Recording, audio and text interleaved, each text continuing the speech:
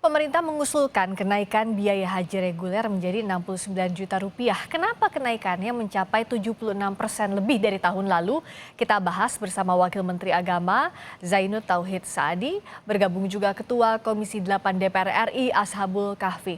Assalamualaikum warahmatullahi wabarakatuh. Selamat malam Bapak-Bapak.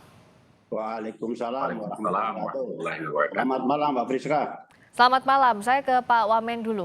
Hitung-hitungannya bagaimana ini sampai naiknya 76% kurang lebih dari tahun 2022 usulannya? Iya Mbak Friska, pemerintah melalui Bapak Menteri Agama mengajukan skema biaya penyelenggaraan ibadah haji atau BPIH yang lebih proporsional dan berkeadilan.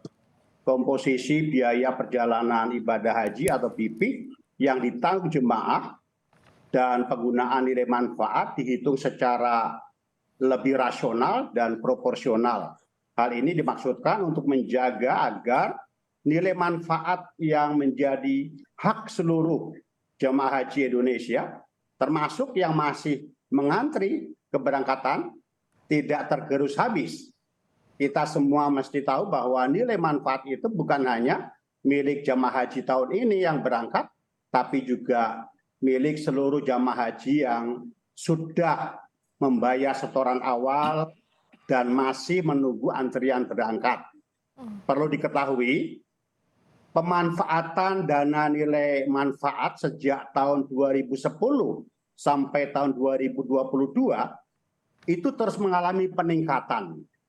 Tahun 2010 nilai manfaat ya dari setoran awal itu 4.450.000. Ya, sementara BB itu 30 juta, 5. Posisi ini hanya 13%, sementara BP 87%. Dalam perkembangan selanjutnya, komposisi nilai manfaat terus mengalami peningkatan. Ya, tahun 2011 dan tahun 2012 menjadi 19%. Ya. Tahun 2013 20%. Ya. Nah, Pak Wamen izin menjelaskan lebih sederhana kepada masyarakat. Bagaimana masyarakat bisa memahami nilai manfaat itu apa? Begitu yang betul-betul dirasakan masyarakat, Pak Wamen. Ya, di dalam komponen BP itu ada dua ya komponen yang harus dibayar oleh jemaah ya dan juga komponen yang dari nilai manfaat itu. Nah, yang dibayar oleh jemaah itu terdiri dari beberapa komponen. Misalnya, jemaah menanggung biaya penerbangan dari embarkasi ke Saudi Arabia itu besarnya cukup lumayan 33,9 juta. Kemudian akomodasi di Mekah mencapai 18.700.000. Kemudian akomodasi di Madinah, living cost, visa dan juga paket layanan masyair. Ya, jadi komponen-komponen itu yang dibebankan kepada jemaah. Sementara ada penyertaan dari nilai manfaat, ya itu sepenuhnya menjadi bagian yang ditanggung oleh setoran awal dari nilai manfaat itu untuk apa? Untuk memberikan keringanan untuk para jemaah. Living real cost Mbak Friska, real cost itu 98,800 ya 98 juta 893 juta rupiah. Artinya apa? Kalau dilihat dari real cost itu sebenarnya penyertaan dari nilai manfaat itu cukup signifikan. Ya, Pak Wamen, kalau dari hitung-hitungan realnya demikian, tapi usulan ini apakah memperhatikan juga dampak psikologis ke calon jemaah haji? Karena kita tahu ada kenaikan kurang lebih 20 juta. Sementara mereka harus melunasinya. Nah, jangan sampai juga misalnya masyarakat terbebani sampai harus mengutang karena naiknya jauh dari hitung-hitungan awal. Ini sudah dipertimbangkan, sudah dikalkulasi Pak Wamen? Ya, yang pasti juga pemerintah memikirkan pengelolaan dana haji itu sendiri. Kalau terlalu besar komponen nilai manfaatnya, itu lama-kelamaan nilai manfaat itu akan tergerus habis. ya kalau misalnya komposisi ya nilai manfaat itu sampai 59%, diperkirakan tahun 2027 itu nilai manfaat akan tergerus habis. Bahkan boleh jadi akan menggerus modal pokoknya. Itu yang kita khawatirkan. Untuk Oke. itu melalui kepemimpinan Bapak Menteri Agama yang sekarang ini dicoba untuk membuat skema yang lebih rasional, skema yang lebih proporsional dan lebih berkeadilan. Skemanya sudah rasional, proporsional, dan berkeadilan belum kalau dari DPR melihatnya, Pak Asabul? Ya, jadi begini, Pak. Assalamualaikum Pak Wamen. Waalaikumsalam warahmatullahi.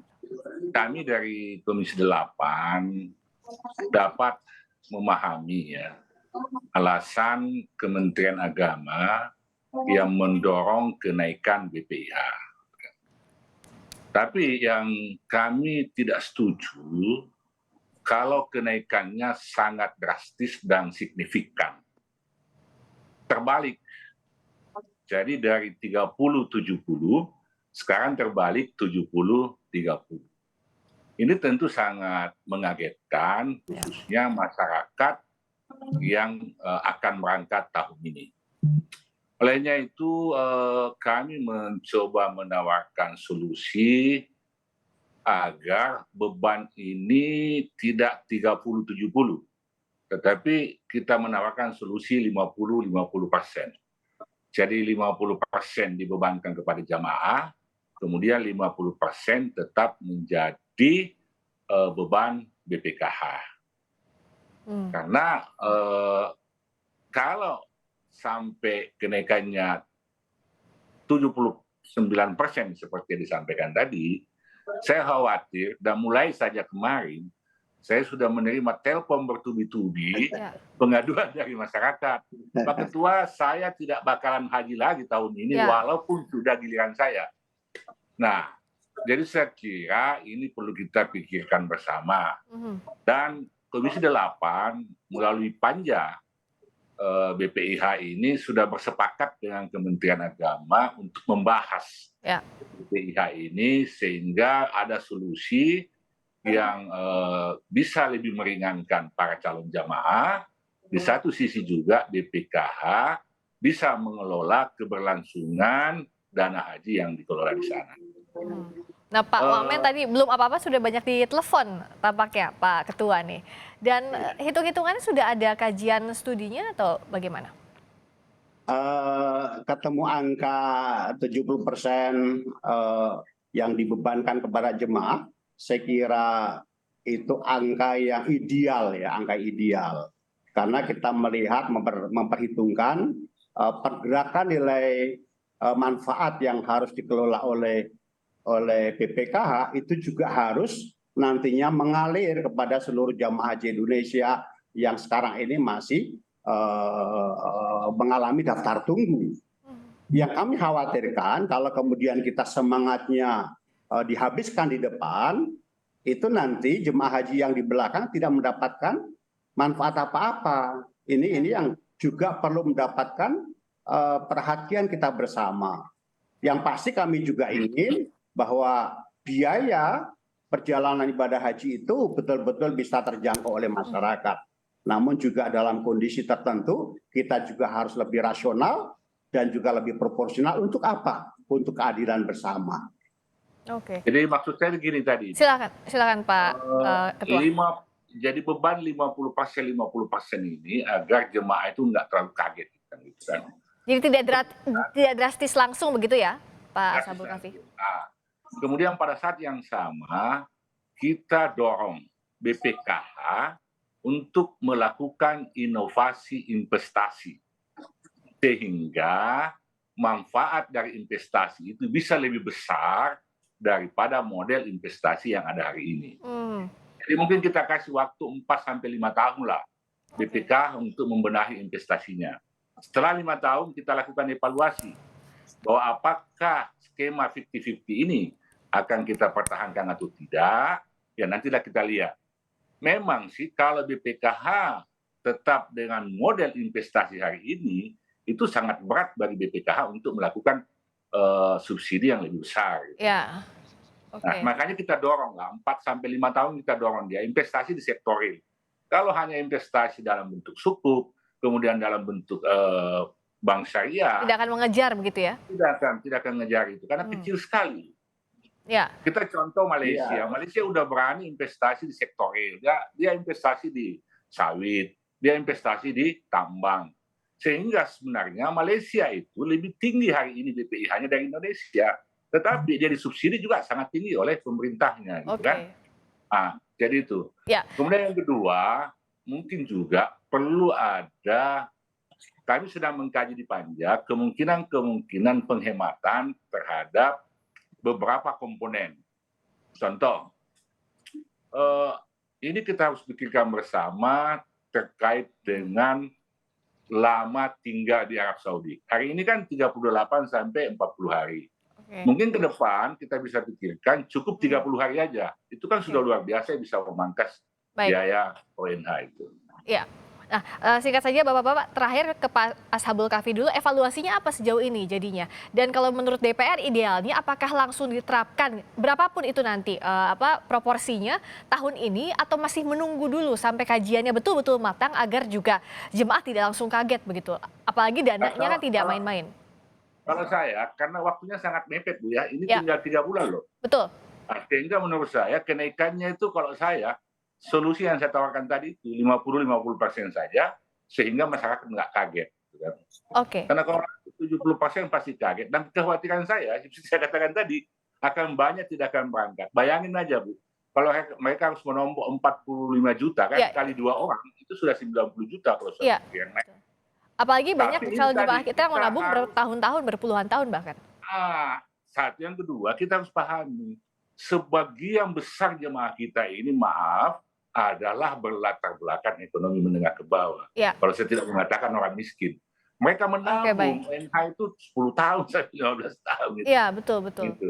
Baik. Jadi saya kira setuju naik, tapi kita lakukan secara bertahap. Baik. Kalau dari Pak Wamen, bagaimana? Apakah ini harus dilakukan, tapi bertahapnya seperti apa begitu? Dan kalau yang sudah lunas, apakah tahun ini harus langsung menambah jika disetujui atau seperti apa? Ya, yang pasti ini baru proses awal ya. Bapak Menteri Agama dalam raker kemarin mengajukan usulan.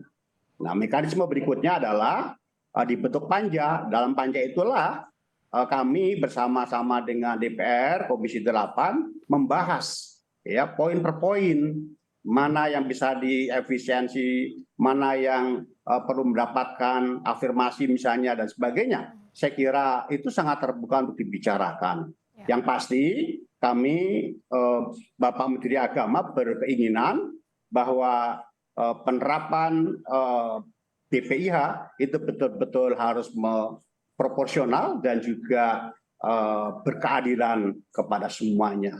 Iya, Saya kira itu. baik. Yang diharapkan itu berkeadilan dan tidak memberatkan masyarakat, dicari solusi terbaiknya. Bapak-bapak, terima kasih waktunya. Wakil Menteri Agama, Pak Zainud Tauhid Saadi. Terima kasih Ketua Komisi 8 DPR, Pak Ashabul Kahfi telah bergabung di Sapa Indonesia Malam.